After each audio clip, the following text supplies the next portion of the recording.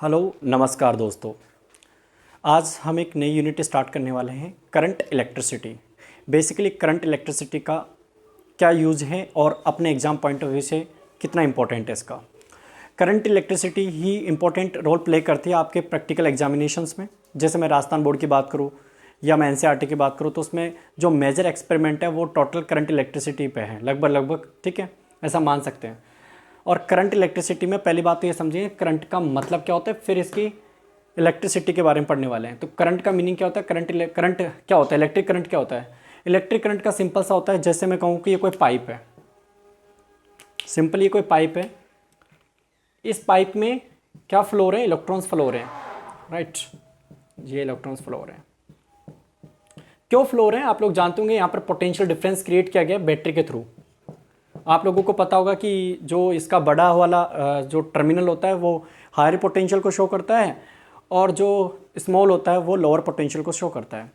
तो मैं कहूँ कि इस कंडक्टर पर एक पोटेंशियल डिफरेंस क्रिएट कर दिया जाता है, जिसकी वजह से चार्ज क्या हो जाते हैं, फ्लो होते हैं। इस चार्ज जो फ्लो होती है, जिस रेट फ्लो होते हैं, इस रेट को बोलते हैं अपन क्या, करंट। क्या बोलते हैं बेटा, करंट। मैं सपोज देट कि dt टाइम में कितना करंट फ्लो होता है, dq चार्ज फ्लो होता है। तो मैं कहूँगा उसका करंट कितना होगा, करंट का अमाउंट कितना होगा, वो होगा I = dq/dt होगा सिंपली। लेकिन क्या होता है कि ये तो क्या होता है, वेरी शॉर्ट ड्यूरेशन टाइम के लिए होता है dq/dt तो। लेकिन मैं कहूँ कि लॉन्ग टाइम के लिए करंट फ्लो हो रहा है, मान लो कि लॉन्ग टाइम के लिए क्या हो रहा है, करंट फ्लो हो रहा है, तो उस वक्त क्या होगा, उस वक्त आता है एवरेज करंट से अपन रूबरू होते हैं। देख पा रहे होंगे आप, एवरेज करंट। एवरेज करंट = होता है total charge divide by total time, ठीक है। यानी मैं कहूँ कि यहाँ पे डेल्टा टी टाइम लग रहा है और इस बार चार्ज जो फ्लो हो रहा है वो हो रहा है डेल्टा क्यू, ठीक है। तो उसका जो करंट हो जाएगा, एवरेज करंट हो जाएगा, वो हो जाएगा डेल्टा dq/dt। इसको और अच्छा देख सकते हैं अपन लोग, कैसे देख सकते हैं बच्चा पार्टी, इसको समझ सकते हैं अपन लोग। इसे लिख सकते हैं Q final minus Q initial और T final minus T initial.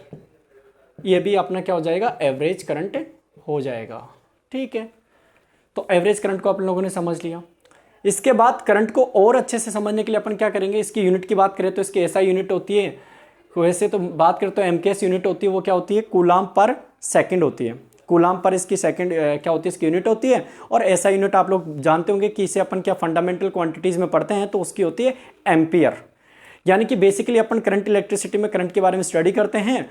और करंट क्या एक फंडामेंटल क्वांटिटी है, सिंपल सी बात है, आप लोगों को सबको पता होगा ये चीज़ तो, ठीक है। तो अपन लोग आगे चलते हैं, इसकी बात करते हैं कि ये कौन सी फिजिकल क्वांटिटी है, ये वेक्टर है या स्केलर है या कौन सी क्वांटिटी, इसको अपन समझ सकते हैं, राइट। तो दो क्वांटिटीज होती है, दो फिजिकल क्वांटिटीज होती है, तो होती है स्केलर और दूसरी होती है वेक्टर। लेकिन एक थर्ड और होती है जिसको अपन बोलते हैं टेंसर क्वांटिटी। टेंसर क्वांटिटी का मीनिंग क्या होता है, पहली बात तो अपन बात करते हैं स्केलर का। स्केलर का मीनिंग सिंपल सा होता है, it has the magnitude does not follow of vector rules, right.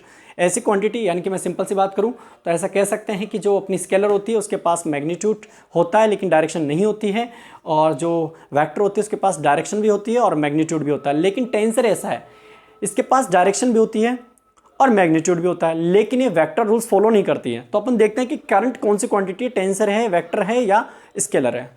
तो देखते हैं, एक एग्जाम्पल लेता हूँ। फॉर एग्जाम्पल एक एग्जाम्पल को अपन लोग पढ़ते हैं, तो वो एग्जाम्पल बहुत शानदार है, वो है ये वाला, ठीक है। बच्चा पार्टी इसमें जा रहा है, ये वायर है जिसमें जा रहा है 5 करंट फ्लो हो रहा है इस डायरेक्शन में। ये जंक्शन दिख रहा होगा आप लोगों को, इधर से आ रहा है 2 एम्पियर करंट आ रहा है। तो आपसे पूछें कि बताओ भैया थर्ड वायर में कितना करंट आएगा, तो आप कहोगे सर थर्ड वायर में करंट तो सिंपल सी बात है 5 + 2 आ जाएगा, तो यानी कि 7 एम्पियर आ जाएगा। अब एक चीज नोट करनी है आप लोगों को कि इसका ऐड किसके बेसिस पे हुआ, यानी वेक्टर, यदि यहाँ पे मैं बात करूँ 90 डिग्री एंगल बन रहा है, तो ये वेक्टर जो सम हुआ है, इनका सम हुआ है स्केलर की फॉर्म में। किसकी फॉर्म हुआ है, स्केलर की फॉर्म में। लेकिन मैं सेकंड एग्जांपल देखता हूं तो मैं क्या देखता हूं कि यहां से जा रहा है 5 एम्पियर करंट,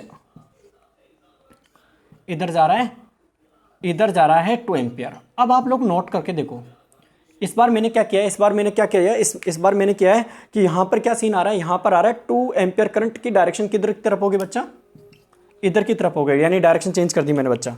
डायरेक्शन चेंज का मतलब है यहाँ पे डायरेक्शन कुछ और आ रही है और यहाँ पे कुछ और डायरेक्शन देखने को मिल रही है, राइट। तो अपन लोग देख सकते हैं कि ये डायरेक्शन 2 एम्पियर है इधर की तरफ। अब मैं आपसे पूछूं कि बताओ कि यहाँ पर थर्ड वायर में कितना करंट आएगा भाई। थर्ड वायर में करंट आप कहोगे सर सिंपल सी बात है, 2 इधर गया, 5 में से लेस कर दो 2 को, तो इधर आ जाएगा 3 एम्पियर आ जाएगा सर। अब आपसे पूछूं मैं, क्या भैया यहां पर और इस वायर में क्या अंतर है? तो आप बोलोगे सर डायरेक्शन का अंतर है। डायरेक्शन का मतलब इधर की तरफ ये 2 एम्पियर पहले उधर आ रहा था, जंक्शन की साइड इनसाइड आ रहा था, अब आउटसाइड जा रहा है करंट। इसका मतलब मैं कह सकता हूं कि करंट में डायरेक्शन मेजर करती है, डायरेक्शन मैटर करती है। कि डायरेक्शन मैटर करेगी, कैसे मैटर करेगी भैया? यहां पे ऐसे डायरेक्शन जाते हैं तो एम्पियर कितना हो गया, अमाउंट कितना हो गया, 7 एम्पियर हो गया भैया। दूसरा बात करूं तो यहां डायरेक्शन चेंज करते कितना हो गया, 3 एम्पियर करंट हो गया। इसका मतलब मैं कह सकता हूं कि डायरेक्शन तो भैया मैटर करती है, लेकिन ये वेक्टर रूल्स फॉलो नहीं करता है। यानी वेक्टर रूल्स फॉलो नहीं करता है तो मैं कह सकता हूं कौन सी क्वांटिटी है भैया? ये भैया टेंसर क्वांटिटी है। यानी कि टेंसर क्वांटिटी है तो यदि एग्जाम में ऑप्शन आता है तो आप टेंसर क्लिक करोगे, ठीक है। लेकिन कई बार एग्जामिनेशन क्या होता है, जैसे मैं बात करूं राजस्थान बोर्ड या स्टेट बोर्ड के एग्जामिनेशन की बात करूं, तो उसमें क्या होता है कि स्केलर क्वांटिटी ऑप्शन में होता है, टेंसर होता ही नहीं है, ठीक है। तो उस समय राइट ऑप्शन होगा आपका स्केलर, राइट। तो आप बच्चा पार्टी आप समझ पाएंगे चीज मेरे हिसाब से, ठीक है। एक सिंपल सा क्वेश्चन एक और माइंड में आ रहा होगा कि सर ये dq/dt और एवरेज करंट में क्या डिफरेंसेज है न्यूमेरिकल बेसिस पे? तो मैंने कहा भैया देख लेते हैं कि न्यूमेरिकल बेसिस पे इसमें क्या अंतर है, ठीक है। तो न्यूमेरिकल बेसिस पे सिंपल से देखने वाले हैं पर लोग, क्या देखने वाले हैं, देखिए इसको पॉज कर देगा, रुक रुक